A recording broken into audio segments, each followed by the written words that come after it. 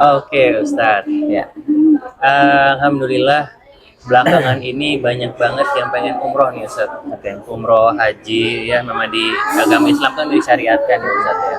Tapi ada juga banyak yang berkendala umroh dan haji ini terlalu mahal. Mungkin spesifik umroh ya. Umroh ini sekarang masih rata-rata di sekitar 20, 25 sampai 35 juta.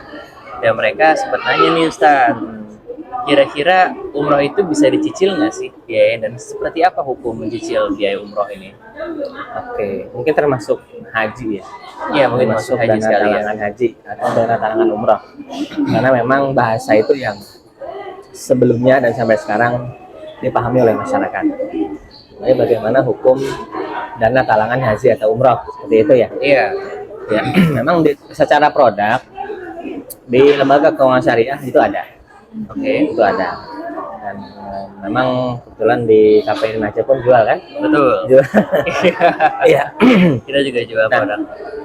Di Indonesia, DSN MUI menetapkan bahwasanya akad dari kredit pembiayaan umroh ya dan dana talangan haji itu menggunakan akad ijarah multijasa. Ijarah multijasa. Ijarah multijasa. Atau kalau di ilmu fikih muamalah kontemporer itu kita sering mengenal dengan bahasa ijarah muazi. Ijarah muazi. Iya, Mungkin atau masih jarang dengernya ya. Ijarah paralel. Paralel. Jadi ijarah paralel itu simpelnya gini. Kita apa namanya? Menyewa sebuah jasa ya, pada satu pihak, di mana satu pihak tersebut jasa tersebut divendorkan kepada pihak lain. Oke. Ya, jadi simpelnya apa ya? Maklon jasa. Maklon jasa. Maklon jasa. Dan pemaklonnya ini adalah lembaga keuangan syariah. Lembaga keuangan. Ya. Jadi lembaga keuangan bekerja sama dengan travel, ya, melakukan perjanjian kerjasama dengan travel berizin. Nah, mereka akan menjualkan produk-produk haji dan umroh kepada nasabah. Nah, skemanya nanti ketika ada nasabah yang ingin mengajukan pembiayaan haji atau umroh, itu datangnya ke pihak perbankan. Persis seperti skema murabahah di KPR. Iya. Ininya Ibaratnya ini murabahah dalam hal jasa. dalam jasa. Nah, murabahah dalam hal jasa ini namanya di Indonesia ijarah multijasa. Multijasa. Jasa atau di dunia ekonomi fikih muamalah kontemporer dikenal dengan istilah ijarah muazi atau ijarah paralel. Ijarah paralel. Seperti itu. Jadi nanti ada nasabah sama seperti biasa. Ini kita langsung bahas teknis nih, ya, biar tidak ada kesalahpahaman. Iya. Sebelum ke sana, pada prinsipnya semua barang atau jasa yang dapat dipindah tangankan itu bisa dilakukan pembiayaan. Oke. Kenapa? Karena kenapa mungkin untuk dipindah tangankan? Agar lembaga keuangan sebelum memberikan pembiayaan itu kita pastikan dia memiliki objek barang atau jasa itu.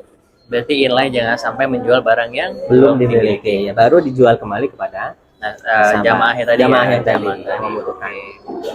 Nah, ketika ada nasabah datang membutuhkan pembiayaan haji atau umroh, ya, biasa kan dilakukan verifikasi. Nah, setelah fix layak diberikan kredit, ya, bisa terbit SP3. Nanti ada terbitnya SP3. Nah, itu bank akan melakukan pembelian terlebih dahulu atau booking, ya, atau pembelian. Nah, baik dengan sebagian harga atau dengan keseluruhan harga kepada pihak penyedia tadi jasanya, ya, seperti supplier. Nah, setelah dibeli itu ada bukti ada penerbitan invoice biasanya dari vendor, ada bukti serah terima. Nah, baru setelah objek jasa dimiliki baru diakadkan kepada nasabah tadi ya. Seperti itu. Nah, ini sudah sah. Jadi mirip sebetulnya dengan skema KPR, cuma bedanya ini objeknya adalah jasa. Seperti itu. Berarti sebenarnya produknya udah ada, legalnya juga udah bisa, syarat-syaratnya juga bisa ya Ustaz ya. Cuma banyak yang nanya nih Ustaz, kira-kira gimana hukumnya ketika berumroh tapi biaya dicicil? Sahkah umrohnya? Iya, enggak ada masalah, ya, enggak ada masalah. Karena syarat ketentuan untuk haji dan umroh itu kan mampu. Ya, mampu. Sedangkan mampu ini kata para ulama ya, itu mampu, baik dia mampu membayar cash atau dia mampu melakukan cicilan. Dalilnya apa? Dalilnya kan bank nggak mungkin dia meng-ACC atau meng-approve orang yang dinyatakan tidak mampu mencicil. Iya. Pasti dia akan meng-ACC orang yang dinilai Bahkan dia punya analis kan, Iya. punya analis yang menilai sedemikian rupa penghasilan orang ini, pekerjaan orang, dia mampu Cicil. mencicil seperti itu. Maka ketika dinyatakan mampu dengan SP3 tersebut, maka dia boleh melakukan ibadah dengan cara mencicil. Jadi dia memenuhi kriteria istitaah, mampu. Dia mampu secara finansial. Berarti semakin luas dong kategori mampu nih Ustaz. Iya, seperti itu. Kalau nggak mampu cash tapi mampu nyicil berarti kategori mampu. Masih Berarti kategori mampu. hukumnya bisa jadi wajib. Iya. Kan kategorinya jelas. Iya. Maksudnya mampu menurut standar perbankan kan ketat. Iya. Iya. Jadi dia bisa masuk kategori mampu. Nah itu bisa segera umroh, bisa Iya. segera berhaji. Seperti itu. Satu lagi mungkin yang apa namanya supaya masyarakat bisa membedakan antara mana jasa yang bisa dilakukan pembiayaan dan mana yang tidak. Contoh, apa namanya?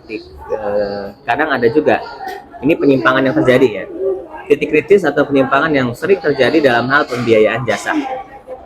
Lembaga keuangan atau pihak pemberi pembiayaan kadang juga dilakukan oleh perorangan ya.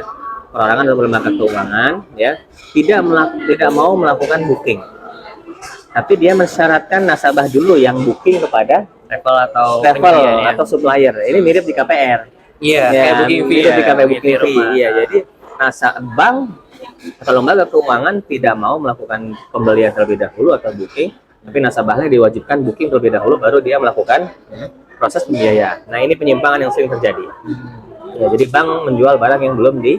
dimiliki atau nasabah terlebih dahulu akad kepada supplier sebelum bank berakad kepada Nasabah supplier. Akhirnya yang terjadi adalah bank atau lembaga keuangan hanya memberikan dana talangan. Atau ya jatuhnya jadi riba ya. jadi tiba Bukan jual beli. Nah, ini titik kritisnya mirip sebetulnya dengan skema di KPR.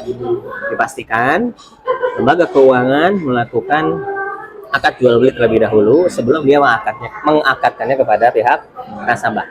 Seperti itu. Dan umroh kredit ini kayak nggak sembarangan ya Ustaz ya. Maksudnya LKS-nya juga ada tapi sedikit yang mau satu Iya. itu. Terus yang kedua travelnya juga screennya juga banyak ya Ustaz ya. Dan tenang aja di KPR-in aja. Kami sudah cover semuanya dari mulai LKS sama penyedia untuk umrohnya. Tidak perlu khawatir karena travelnya juga sudah berizin, apalagi sudah resmi sudah banyak yang berangkat jamaah dan pastinya lembaga keuangan syariah juga legal di Indonesia.